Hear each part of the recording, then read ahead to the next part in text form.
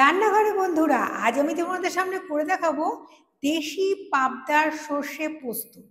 এটা করতে আমাদের লাগবে দেশি পাবদা মাছ, টমেটো, কাঁচা লঙ্কা, পাকা লঙ্কা, টমেটোর সস, আদা কুচি, ধনেপাতা কুচি, সর্ষের তেল, পোস্ত, হলুদ, লঙ্কা, চিনি, লবণ, কালো সর্ষে, সাদা সর্ষে।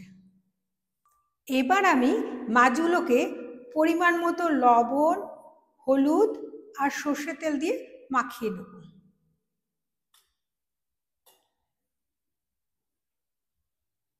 সর্ষের তেল দিলে কি হবে বলো তো? ফুটবে না মাছগুলো, নইলে তেলটা ছুটেও গায়ে আসতে পারে। এবার আমি এটা দিয়ে মাখিয়ে নেব। দেখো, মাছগুলোকে আমি লবণ, হলুদ আর তেল দিয়ে মাখিয়েছি, কি সুন্দর দেখতে লাগছে। আর এবার আমি এই যে মশলাগুলো রয়েছে পরিমাণ মতো দিয়ে এগুলোকে আমি পেস্ট করে নেব। যে মশলাগুলো তোমাদের দেখালাম সেইগুলো দিয়ে এরকম মশলা করা হয়ে গেছে। মশলাটা দেখেছো কতটা মিহি হয়েছে? এরকম মশলাটা কত সুন্দর করে মিহি করেছি। আর লবণ হলুদ দিয়ে মাখানো মাছগুলো তো আগেই হয়ে গেছিলো। এবার এই মাছগুলোকে আমি কড়াইয়ের মধ্যে তেল দিয়ে ভেজে নেব। কড়াই আমি সর্ষের তেল ঢেলে দিলাম। এই তেল দিয়ে এবার ভালো করে ভেজে নেব।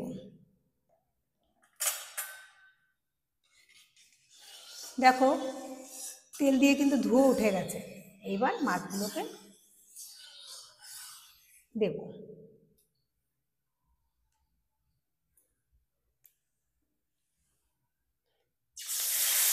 মাছগুলোকে দিলাম, এবার ভালো করে ভেজে নেব।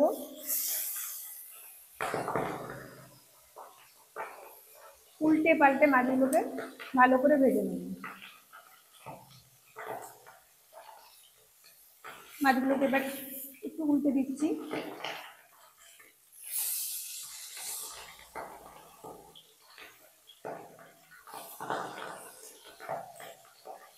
পাবদা মাছ কিন্তু ভাজার সময় একটু তেল ছেটে, সেই জন্য মাছটা ভাজার আগে কড়াইটা কিন্তু যখন বসিয়েছিলাম তখন কিন্তু ভালো করে গরম করে নিতে হবে। মাছের এই পিঠটা আমার হয়ে গেছে। এবার মাছের আর একটা পিঠ উল্টে দিই।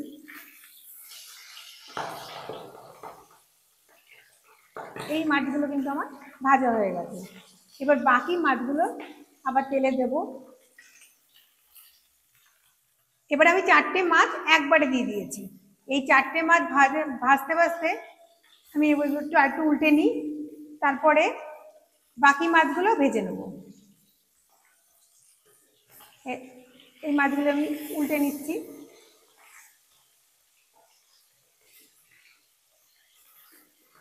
দেখো তো মাছগুলো একটু ভাজাগুলো কেমন করে ভাজছি।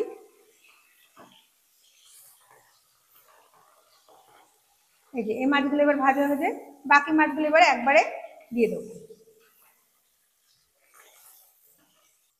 দেখো, আমার মাছ ভাজা প্রায় হয়ে গেছে। এবার আমি মাছগুলোকে তুলে নেব। মাছগুলোকে তুলে নিলাম। এবার এই তেলের মধ্যেই আমি কালো জিরে দিয়ে দেবো।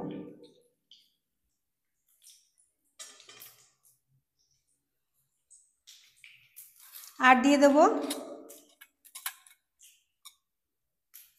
আদা কুচি।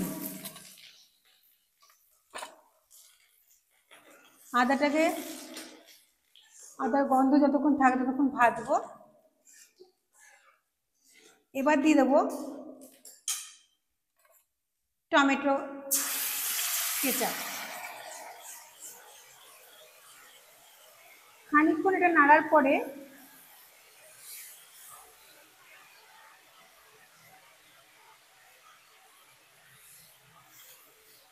এবার আমি দিয়ে দেবো সর্ষে বাটা। সর্ষে বাটাটা দিয়ে দিচ্ছি।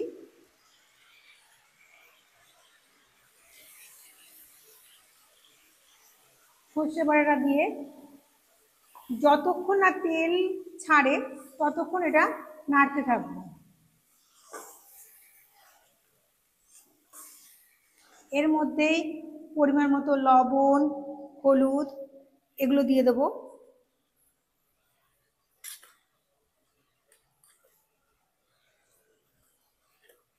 লবণ দিয়ে দিলাম, এবার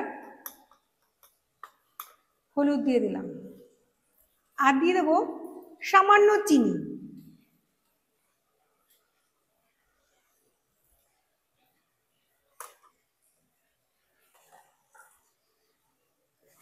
ভালো করে এটা ভাজবো।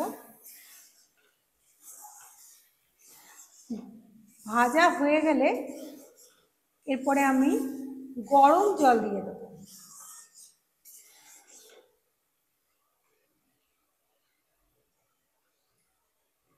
গরম জল এরপরে দিয়ে দেবো, আর একটু নাড়বো এটাকে,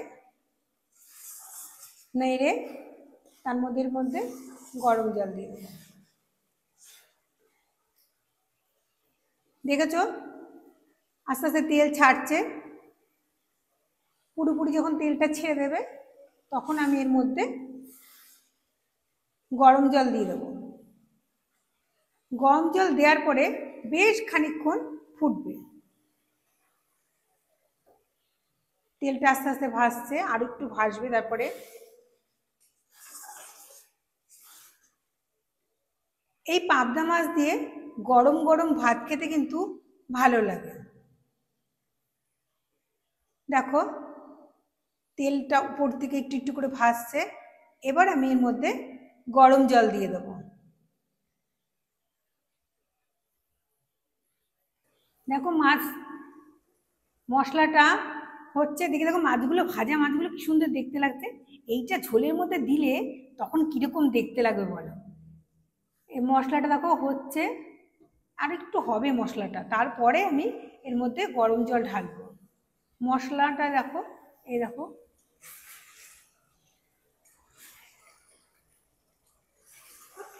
এই যে মশলাটা হচ্ছে, আর একটু তেল ছাড়লে এর মধ্যে গরম জল দিয়ে দেবো।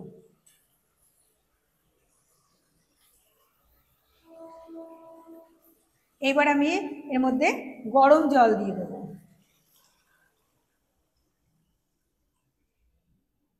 গরম জল দিয়ে এবার এটা ফুটবে অনেকক্ষণ ধরে।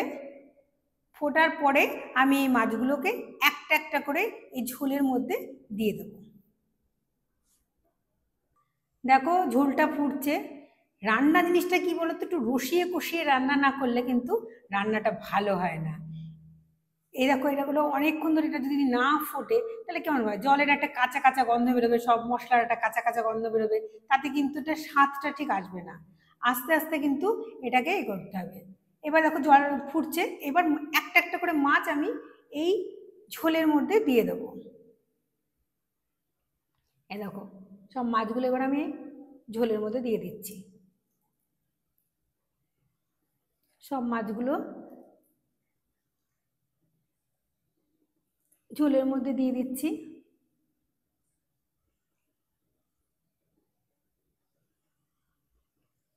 এবার একটু বেশ টাইম লাগবে, যতক্ষণ না এটা না হয় ততক্ষণ এটা ফুটতে দিতে হবে। আমি প্রায় সবগুলো মাছই দিয়ে দিলাম। শেষ মাছটাও এবার আমি ঝোলের মধ্যে দিয়ে দিলাম। এবার খানিকটা ফুটতে দিতে হবে। দেখো এই মাছগুলো একটু ঝাল ঝাল হলে কিন্তু বেশি ভালো লাগে খেতে।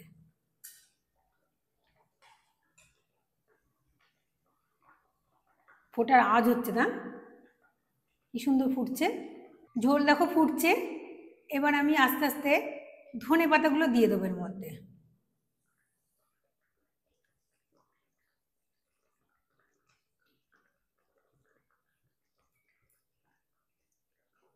ধনে পাতাগুলো দিয়ে একটু নেড়ে চেড়ে দিলাম, হালকা হাতে এটা একটু নেড়ে চেড়ে দিলাম। এবার আমাদের একটুখানি দেখে নিতে হবে এই ঝোলে লবণ লাগবে কিনা। আমার জন্য মনে হচ্ছে আর একটু লবণ লাগবে, আমি একটু লবণ দিই এর মধ্যে। আমার মনে হচ্ছে না একটু কম কম হয়েছে। একটু লবণ দিয়ে দিলাম, লবণ দিয়ে হালকা হাতে একটুখানি নেড়ে দিলাম। এবার একটু বেশ খানিকক্ষণ একটু ফুটতে দিতে হবে।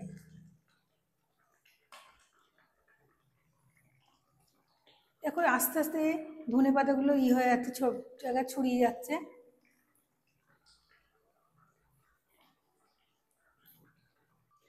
ঝোলটা দেখো প্রায় হয়ে এসছে, আর কিছুক্ষণ ফুটলেই হয়ে যাবে।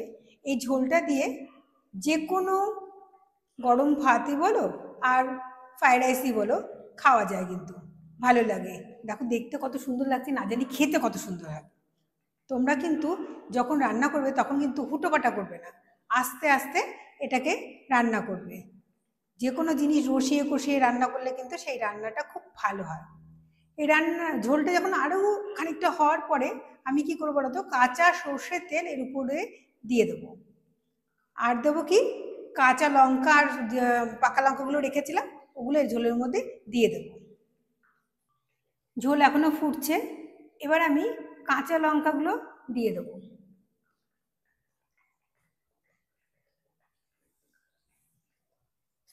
কাঁচা লঙ্কাগুলোকে দিয়ে আর খানিকক্ষণ ফুটবে যেই আমি এর মধ্যে সর্ষের তেলটা দিয়ে দেবো। ঝোলটা কিন্তু হয়ে গেছে আমার, দেখেছ? এবার আমি এর মধ্যে সর্ষের তেল দিয়ে দেবো। সর্ষের তেল দেওয়ার পরে কিন্তু খুব বেশি সময় আমি কিন্তু ফোটাবো না।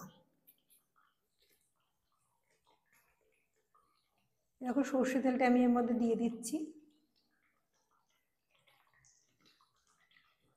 এটা বেশ ঝাল ঝাল হলে পরে গরম গরম ভাতের সাথে কিন্তু খুব ভালো লাগবে খেতে। সর্ষের তেল আমার দেয়া হয়ে গেছে, আমার রান্নাও প্রায় কমপ্লিট।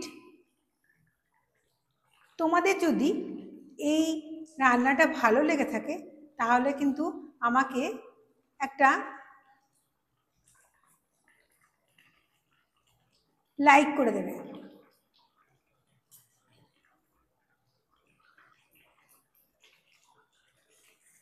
পুরোপুরি আমার